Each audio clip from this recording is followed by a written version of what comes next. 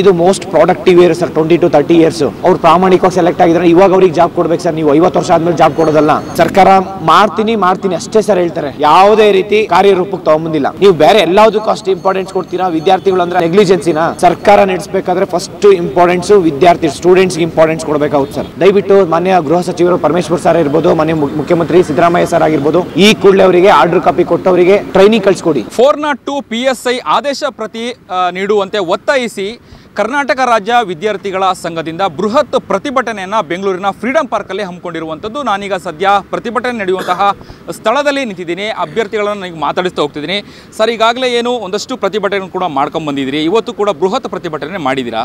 402 PSI ಆದೇಶ ಪ್ರತಿ ನೀಡುವಂತೆ ಒತ್ತಾಯ ಮಾಡ್ತಿದ್ರೆ ಏನು ಹೇಳ್ತಿದ್ದೀರಾ ಸರ್ಕಾರಕ್ಕೆ? ಸರ್, ಇದು ನೋಟಿಫಿಕೇಶನ್ ಆಗಿ 5 ವರ್ಷ ಆಗಿದೆ ಸರ್. 2021 ಆಗಿದ್ದು 545 PSI 545 ಮತ್ತು 402 PSI ಎರಡು ಒಟ್ಟಿಗೆ ಆಗಿದ್ದು 947 ವೇಕೆನ್ಸೀಸು ನೋಟಿಫಿಕೇಷನ್ಸ್ ಆಗಿದ್ದು 5 ವರ್ಷ ಆಗಿದೆ. ಆದರೆ PSI 545 ನೋಟಿಫಿಕೇಷನ್ ಆಗಿ ಎಕ್ಸಾಮ್ಸ್ ಕಂಡಕ್ಟ್ ಮಾಡಿ ಅದಾದಮೇಲೆ ಆರ್ಡರ್ ಕಾಪಿ ಕೊಟ್ಟು ಟ್ರೈನಿಂಗಲ್ಲಿದ್ದಾರೆ ಈಗ ಅವರು. ಅದಾದಮೇಲೆ ಈ ಒಂದು 402 PSI 7 ತಿಂಗಳಾಗಿದೆ ಸರ್ ಎಕ್ಸಾಮ್ಸ್ ಆಗಿ. 7 ತಿಂಗಳಾಯಿತು ಮತ್ತು 5 ತಿಂಗಳಾಯಿತು ರಿಸಲ್ಟ್ಸ್ ಬಂದು. 5 ತಿಂಗಳಿಂದ ವಿದ್ಯಾರ್ಥಿಗಳು ಪೊಲೀಸ್ ವೆರಿಫಿಕೇಷನ್ ಮುಗಿದಿದೆ, ಸಿಂಧುತ್ವ ಮುಗಿದಿದೆ. ಸ್ಟೂಡೆಂಟ್ಸ್ ಎಲ್ಲರೂ ಮಾನ್ಯ ಗೃಹ ಸಚಿವರಾದಂಥ ಹೋಮ್ ಮಿನಿಸ್ಟರ್ ಹತ್ರ ಭೇಟಿ ಮಾಡಿದ್ದೀವಿ. ಮತ್ತು ರಿಕ್ರೂಟ್ಮೆಂಟ್ ಹೆಡ್ ADGP ಅವರು ಅವ್ರನ್ನ ಭೇಟಿ ಮಾಡಿ ಸಾಕಷ್ಟು ಮನವಿ ಕೊಟ್ಟಿದ್ದೀವಿ ಸರ್. ಇವನ್ ಮಾನ್ಯ ಮುಖ್ಯಮಂತ್ರಿ ಸಿದ್ದರಾಮಯ್ಯ ಸರ್ಗೂ ಮನವಿ ಕೊಟ್ಟಿದ್ದೀವಿ. ಆದರೆ ಇಲ್ಲಿವರೆಗೂ ಯಾವುದೇ ರೀತಿ ಸ್ಪಂದಿಸ್ತಿಲ್ಲ. ಯಾವಾಗ ಕೇಳಿದ್ರು ನಾಳೆ ಕೊಡ್ತೀನಿ, ನಾಡದ್ದು ಕೊಡ್ತೀನಿ, ಒಂದು ವಾರದಲ್ಲಿ ಕೊಡ್ತೀನಿ, ಇಲ್ಲ 1 ವೀಕಲ್ಲಿ ಕೊಡ್ತೀನಿ ಅಂತ ಹೇಳ್ತಿದ್ದಾರೆ ಆರ್ಡರ್ ಕಾಪಿ. ಸುಮಾರು 5 ತಿಂಗಳಾಗಿದೆ ಸರ್. ಸ್ಟೂಡೆಂಟ್ಸ್ ಎಲ್ಲ ಎಷ್ಟೋ ಜನ ಏಜ್ ಕ್ರಾಸ್ ಆಗಿದೆ. This is the last notification. ಅವ್ರು ಸೆಲೆಕ್ಟ್ ಆಗಿದ್ದಾರೆ, ಪ್ರಾಮಾಣಿಕವಾಗಿ ಸೆಲೆಕ್ಟ್ ಆಗಿದ್ದಾರೆ ಅವರು. ಮತ್ತು ಅವರು ಫ್ಯಾಮಿಲಿಯಲ್ಲಿ ಏನು ಹೇಳಬೇಕು, ಮತ್ತು ಸೊಸೈಟಿಯಲ್ಲಿ ಏನು ಹೇಳಬೇಕು. 5-6 ತಿಂಗಳಿಂದ ಜಾಬ್ ತೊಗೊಂಡು ಆರ್ಡರ್ ಕಾಪಿ ಬಂದಿಲ್ಲ, ಟ್ರೈನಿಂಗ್ ಹೋಗಿಲ್ಲ ಅಂತಂದರೆ. ಮತ್ತು ಎಷ್ಟೋ ಏಜ್ ಕ್ರಾಸ್ ಆಗಿದೆ ಹೆಣ್ಮಕ್ಳು, ಎಷ್ಟೋ ಜನ ಅವ್ರ ಫ್ಯಾಮಿಲಿ ಬಡತನ ಇದೆ, ಹಿಂದುಳಿದ ಮಕ್ಕಳಿದ್ದಾರೆ, ರೈತರ ಮಕ್ಕಳಿದ್ದಾರೆ. ಮತ್ತು ಅವರು ಏಜ್ ಕ್ರಾಸ್ ಮತ್ತು ಅವರು ಮದುವೆ ಆಗೋದಿರುತ್ತೆ, ಫ್ಯಾಮಿಲಿ ಬರ್ಡನ್ ಇರುತ್ತೆ. ಡೈಲಿ ದಿನೇ ವರ್ಷ ಏನಾಗುತ್ತಾಗಿದೆ ಅಂದರೆ ಬರ್ಡನ್ ಜಾಸ್ತಿ ಆಗ್ತಾಯಿದೆ.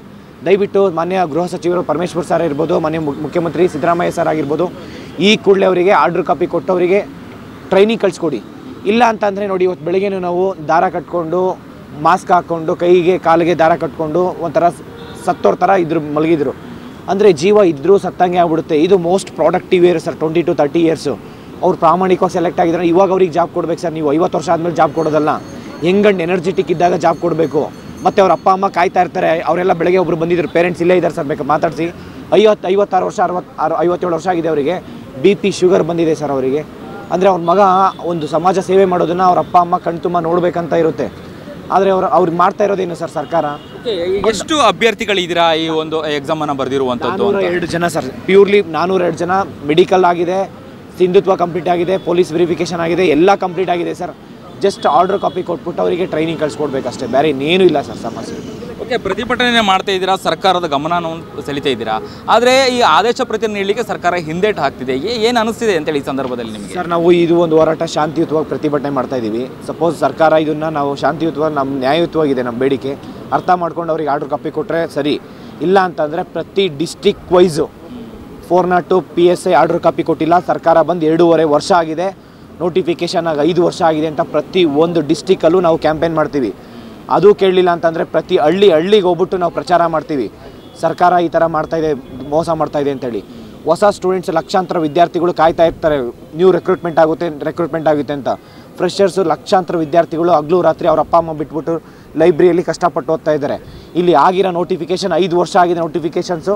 ಇಲ್ಲಿವರೆಗೂ ಅವ್ರಿಗೆ ಆರ್ಡರ್ ಕಾಪಿ ಕೊಟ್ಟಿಲ್ಲ ಅಂತಂದರೆ ಇನ್ನೇನು ಸರ್ ಸರ್ಕಾರ ಸರ್ಕಾರ ಅಧಿಕಾರಿಗಳು ಅಥವಾ ಏನು ಹೇಳ್ತಾ ಇದ್ದಾರೆ ಅಂತ ಹೇಳಿ? ಸರ್, ಸರ್ಕಾರ ಮಾಡ್ತೀನಿ ಅಷ್ಟೇ ಸರ್ ಹೇಳ್ತಾರೆ. ಯಾವುದೇ ರೀತಿ ಕಾರ್ಯರೂಪಕ್ಕೆ ತೊಗೊಂಬಂದಿಲ್ಲ. ನಾವು ಕೇಳ್ತಾ ಇರೋದು ಕಾರ್ಯರೂಪಕ್ಕೆ ತೊಗೊಂಬನ್ನಿ. ನೀವು ಬೇರೆ ಎಲ್ಲದಕ್ಕೂ ಅಷ್ಟು ಇಂಪಾರ್ಟೆನ್ಸ್ ಕೊಡ್ತೀರಾ. ವಿದ್ಯಾರ್ಥಿಗಳು ಅಂದರೆ ಅಷ್ಟು ಕೆಟ್ಟದಾಗ ನಡ್ಕೊಳೋದಾ, ಇಲ್ಲ ಅಷ್ಟು ನೆಗ್ಲಿಜೆನ್ಸಿನಾ?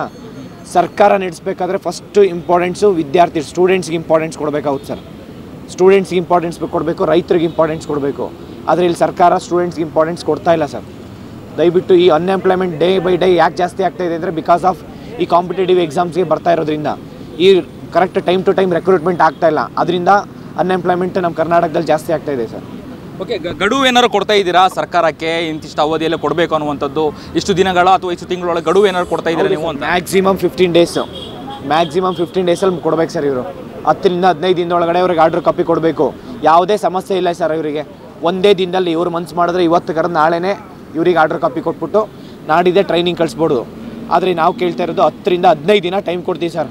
15 ದಿನದೊಳಗಡೆ ಮಾಡಿಲ್ಲ ಅಂತಂದರೆ ನಾವು ಪ್ರತಿ ದಿನಾನೂ ನಾವು ಕ್ಯಾಂಪೇನ್ ಮಾಡ್ತೀವಿ. ಪ್ರತಿ ಡಿಸ್ಟಿಕ್ ವೈಸು ಇನ್ನೂ ವಿಭಿನ್ನವಾಗಿ ನಾವು ಪ್ರತಿಭಟನೆ ಮಾಡ್ತೀವಿ ಸರ್. ಓಕೆ, ಜಿಲ್ಲೆಯಲ್ಲಿ ಕ್ಯಾಂಪೇನ್ ಮಾಡ್ತೀರಾ, ಅದು ಹೊರತುಪಡಿಸಿ ಇನ್ನು ಯಾವ ರೀತಿಯಾಗಿ ನೀವು ಪ್ರತಿಭಟನೆ ಅಥವಾ ಕ್ರಮಗಳು ಯಾವ ರೀತಿಯ ಗಮನ ಸೆಳೀತೀರಾ ಸರ್ಕಾರಕ್ಕೆ ಅಥವಾ ಅಧಿಕಾರಿಗಳಿಗೆ? ಸರ್, ನಮ್ಮ ಒಂದು ಸಮಸ್ಯೆ ಕೇಳೋದಕ್ಕೆ ಸರ್ಕಾರ ಕೇಳಿಲ್ಲ ಅಂದರೆ ಒಂದು ಆಪೋಸಿಷನ್ ಲೀಡರು ಅವರಿಗೆ ಅಪ್ರೋಚ್ ಮಾಡ್ತೀರಿ, ಅವರು ಪ್ರಶ್ನೆ ಮಾಡಬೇಕಾಗುತ್ತೆ ಸದನದಲ್ಲಿ.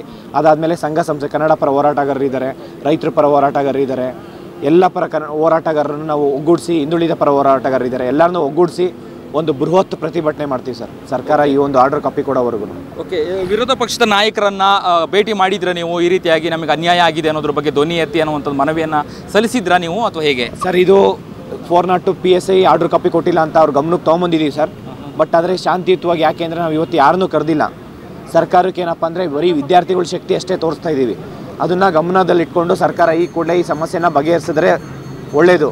ಇಲ್ಲ ಅಂತಂದರೆ ನಾನು ಹೇಳಿದ್ನಲ್ಲ ಸರ್, ಪ್ರತಿಯೊಬ್ಬರಿಗೂ ಕರೆಸಿ ನಾವು ಬೃಹತ್ ಪ್ರತಿಭಟನೆ ಮಾಡಿ ಅವ್ರಿಗೆ ಆರ್ಡರ್ ಕಾಪಿ ಕೊಡೋವರೆಗೂ ನಾವು ಹೋರಾಟ ಮಾಡ್ತೀವಿ ಸರ್. Thank you. ಇದಿಷ್ಟು ಅಭ್ಯರ್ಥಿಗಳು ಹೇಳುವಂಥದ್ದು. ಸರ್ಕಾರ ಈ ಕೂಡಲೇ ನಮಗೆ ಏನು ಆದೇಶ ಪ್ರತಿಯನ್ನು ನೀಡಬೇಕನ್ನುವಂತಹ ಒತ್ತಾಯ ಮಾಡ್ತಿದ್ವಿ. ಇಲ್ಲಾಂದರೆ ಮುಂದಿನ ದಿನಗಳಲ್ಲಿ ಪ್ರತಿಯೊಂದು ಜಿಲ್ಲೆಯಲ್ಲೂ ಕೂಡ ನಾವು ಪ್ರತಿಭಟನೆಯನ್ನು ಮಾಡ್ತೀವಿ ಅನ್ನುವಂತಹ ಗಡುವನ್ನು ಕೂಡ ಕೊಟ್ಟಿರುವಂಥದ್ದು. ಕ್ಯಾಮ್ರಾ ಪರ್ಸನ್ ಕಾರ್ತಿಕ್ ಜೊತೆ ಅಭಿಜಿತ್ ಗಣೇಶ್, ಕರ್ನಾಟಕ ಟಿವಿ, ಬೆಂಗಳೂರು. ಬೆಂಗಳೂರಿನ ಸಮಗ್ರ ಸುದ್ದಿಗಾಗಿ ನೋಡಿ ಕರ್ನಾಟಕ ಟಿವಿ ಬೆಂಗಳೂರು.